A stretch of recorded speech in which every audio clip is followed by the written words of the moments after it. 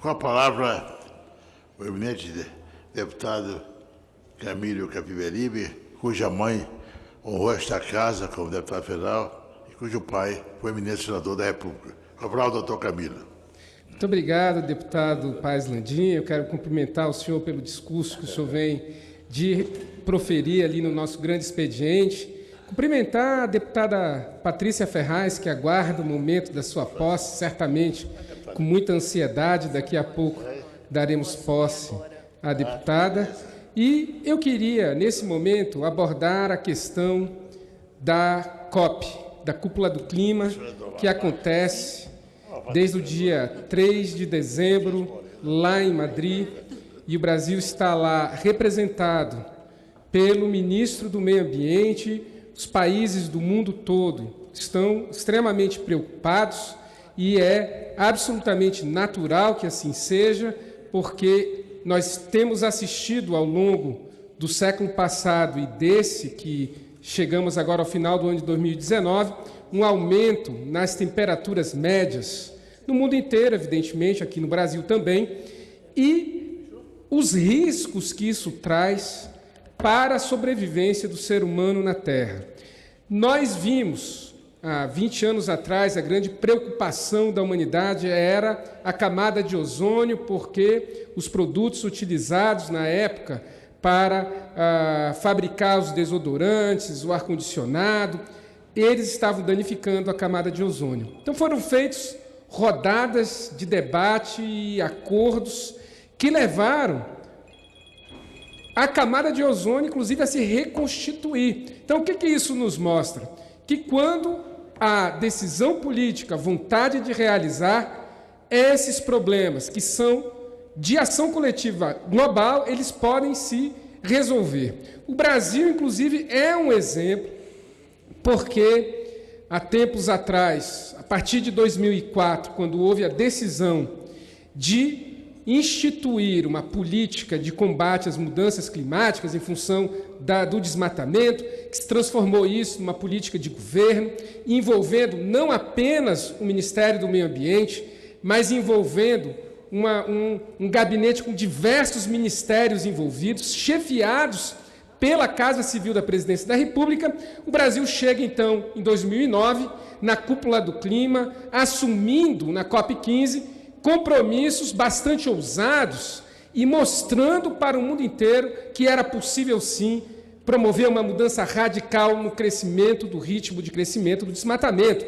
Então, nós conseguimos dar uma lição para o mundo de implantação de uma política concreta. Claro, houve falhas, isso é um fato, é muito complicado, é uma questão muito complexa, você tem que ter monitoramento, tem que ter fiscalização de metas, tudo isso. No entanto, o Brasil conseguiu se projetar como um ator da vanguarda no combate às mudanças climáticas. Tudo isso mudou. A partir de 2012, os dados de desmatamento voltaram a crescer. Durante o governo do presidente Temer, se aceleraram e, infelizmente, agora, em 2019, esses dados aumentaram enormemente. Então, isso nos preocupa, porque o ministro do Meio Ambiente e a sua equipe, eu já fiz um pronunciamento na tarde do dia de hoje, mostrando como, lá no dia 6 de novembro, o ministro e o presidente do ICMBio receberam infratores ambientais que grilam terras em unidades de conservação no estado do Acre para garantir que os abusos da fiscalização seriam encerrados. Então, tudo isso nos leva a entender que o Brasil perdeu a posição duramente conquistada, com muito trabalho, de país, exemplo de decisão política para o combate às mudanças climáticas. Vamos à COP25, já tem uma equipe lá, a Câmara dos Deputados do Senado da República vai se fazer representar. Isso é muito importante, senhor presidente, porque nós vamos fazer um contraponto ao discurso do governo federal. O governo federal chega de mãos abanando, vai envergonhar o nosso país, que vem de um histórico positivo. Nós sediamos a primeira cúpula do Meio Ambiente e Desenvolvimento Sustentável, que foi a Rio 92, e chegamos agora, infelizmente, lá em Madrid, sem ter o que apresentar, e o ministro ainda diz que vai buscar dinheiro. Presidente Paes Landim, como que você promove retrocessos? Queria pedir só mais um minuto para concluir, senhor presidente. Promove retrocessos de toda a ordem, esvazia os órgãos de fiscalização e controle. Apenas para concluir, presidente. Esvazia os órgãos de fiscalização e controle, muda o Conselho do Fundo Amazônia à revelia dos países doadores e praticamente paralisa o Fundo Amazônia, tanto que os governadores estão se organizando para tentar ir buscar esses recursos de maneira independente, prescindindo do governo federal. Então, assim, um cenário realmente muito triste, esse que nós vamos encontrar nesta cúpula do clima. É claro que nós ainda temos um fator que dificulta muito, que foi a decisão do presidente Donald Trump dos Estados Unidos, que foi efetivada agora, há pouco tempo, de retirar os Estados Unidos do Acordo de Paris. Então, veja, o Brasil ainda não teve, o presidente, apesar de ter ameaçado fazer isso, apesar de ter recusado receber aqui no Brasil a COP, era para estar acontecendo aqui no Brasil, foi para Santiago, no Chile, Santiago do Chile, a convulsão empurrou para Madrid, e apesar disso, ainda não anunciou a retirada. E não anuncia por quê, senhor presidente?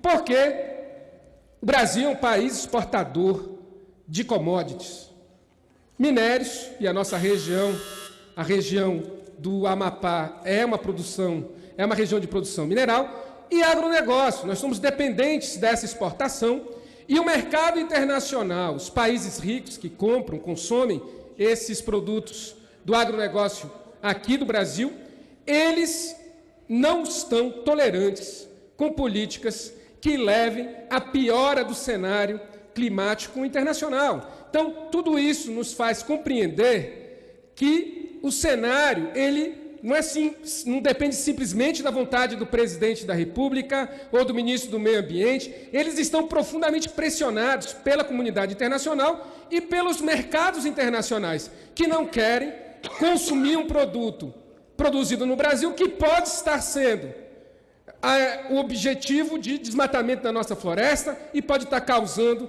um prejuízo ambiental para o futuro. Então, esse é o cenário que nós vamos encontrar lá na COP, senhor presidente, e que, infelizmente, o bloco parlamentar que estará lá presente a partir do dia 8 vai se esforçar em mostrar que o Brasil não aceita, não concorda com essa política estabelecida pelo governo atual. Infelizmente, é o governo brasileiro que está desmontando tudo que foi construído, em vez de nós avançarmos, em vez de compreendermos que a política de mitigação das mudanças climáticas deve ser uma política de desenvolvimento, o desenvolvimento deve envolver esse viés, infelizmente não.